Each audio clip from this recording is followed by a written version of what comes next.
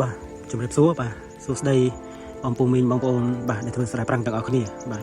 ថ្ងៃនេះខ្ញុំនឹងមកធ្វើការបង្ហាញក៏ដូចជាប្រាប់ពីវិធីសាស្ត្រក្នុងការបាញ់បញ្ចូលគ្រាប់ឬក៏ដាក់ទឹកដោះនឹងគឺឲ្យបានល្អបាទស្រោមនេះគឺពូជ OM5451 បាទហើយចំពោះបើសិនជាយើងចង់បាញ់បញ្ចូលគ្រាប់ដែលត្រឹមត្រូវបំផុតបាទក្នុងលក្ខខណ្ឌធម្មតាដែលมันមានបញ្ហាយាយីទៅលើស្រូវរបស់យើងទេបាទគឺយើងត្រូវធ្វើការបាញ់បាទតាមរបៀបនេះបាទចំពោះស្រូវបាទនេះគឺវាចាប់ផ្ដើមចេញហើយវាអាចនឹងហើផ្កាបាទហើយវាអាចនឹងហើផ្កាបើកមកចាប់បើសិនជាស្រូវហ្នឹងបាទគឺវាចាប់ពីម៉ោង8ព្រឹករហូតដល់ម៉ោង12វានឹងហាមកចាប់បាទបានន័យថាវានឹងហាមកបែបនេះបាទតែស្រូវនេះគឺវាហាមកចេះអាហ្នឹងគឺវាហាដើម្បីទទួលនៅលំអងឬក៏គេហៅថាគេសឈ្មោលបាទកាលណានេះគឺជាកម្មសិទ្ធិគេសឈ្មោលបាទសនេះបាទសនេះគឺគេសឈ្មោលកាលណាកំណាក់កាលហើផ្កាគឺ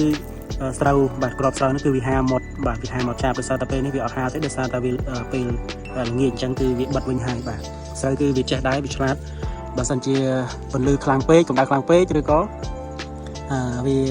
អត់សូវមានពន្លឺអត់សូវមានកម្ដៅគឺវាបិទវិញហើយបាទដើម្បីការពារកុំឲ្យមានបញ្ហាដល់គ្រាប់ផងដែរបាទហើយបើសិនជាចេញចេះហើយគឺ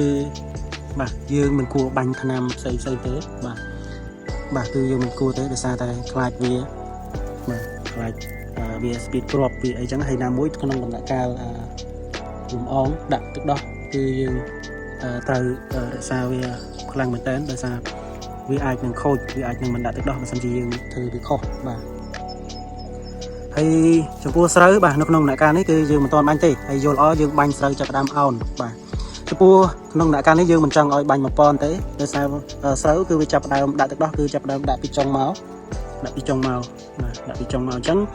ដំបូងឡើយគឺដាក់វាពីចុងមករហូតអញ្ចឹងហើយពាក់កណ្ដាលគួរមកលើបាទភាគរយនៃការដាក់ទឹកដោះបានពេញល្អហើយពាក់កណ្ដាលគល់មកក្រោមបាទវាដាក់មិនសូវបានល្អទេដោយសារតែវាខ្សោយកម្លាំងបាទស្រូវកាន់តែចាស់កាន់តែខ្សោយកម្លាំង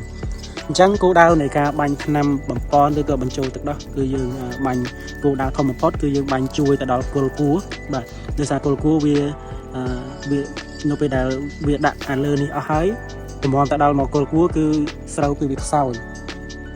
នៅពេលដែលស្រូវខ្សោយគឺវាដាក់ទឹកដោះអត់ទៅបានល្អទេអញ្ចឹងមិនយើងបាញ់ដើម្បីបំពន់គល់គួរឬក៏ដាក់ទឹកដោះនេះគោលដៅគឺចង់បំពន់គល់គួរនេះឯងបាទហើយស្រូវដែលយើងត្រូវបាញ់ដើម្បីឲ្យត្រូវតាមគោលដៅរបស់យើងហ្មងបាទនេះស្រូវវាមានសភាពបែបនេះបាទនេះគឺស្រូវចាប់ដើមអោនចេះដោយសារគល់ចុងគួរពាក់កណ្ដាលគួរមួយចុងគឺវាដាក់បានពេញហើយតែអ្វីដែលសំខាន់គឺគល់គួរនេះឯងបាទគឺយើងត្រូវធ្វើការជាមួយនឹងវាបាទបាញ់ចូលគ្រាប់ផងដែរបាទហើយយើងបាញ់ចូលគ្រាប់ទៅបាទវាមានកម្លាំងដាក់នៅក្នុងគល់គួរអញ្ចឹងធ្វើឲ្យការស្គីបគ្រាប់គឺវាអត់សូវមានការដាក់របស់វាបានពេញល្អបាទ